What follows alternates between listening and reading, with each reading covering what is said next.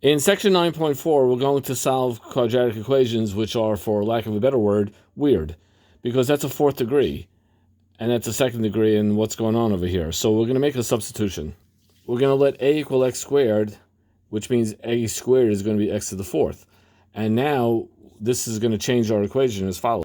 Our equation now becomes 6a squared minus 7a plus 2. And now this looks like a regular quadratic equation. And I'm going to use quadratic formula. And I use quadratic formula. These are my regular, as always. I guess 6/12, 8/12, because 7 plus 1, 7 minus 1, which reduces to 1/2, 2/3. However, we're not done because they didn't ask, there's no a. What's a? The problem doesn't have an a. They never asked us about an a. The people who gave us this problem never heard of a. They only know x.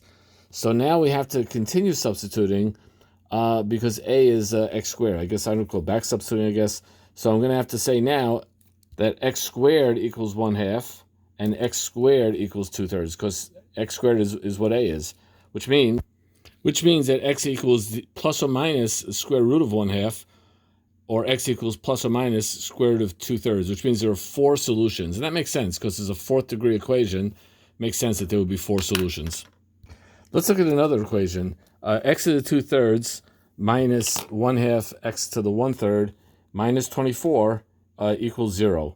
Well, first I'm going to make another substitution. I'm going to let u equal x to the third, and u squared then is going to be x to the 2/3, and that now gives me a regular quadratic equation. Instead of a weird ornery looking one, it gives us a regular normal quadratic. U squared minus 2u minus 24 equals 0.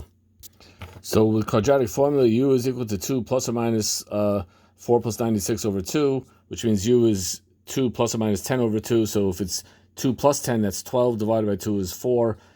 2 minus 10 is negative 8, divided by 2 is negative 4. So here's my 2 solutions, 6 and negative 4. However, that's what u is, but we don't want u, we want x. So u is equal to x to the 1/3, so I'm going to have to do another substitution now.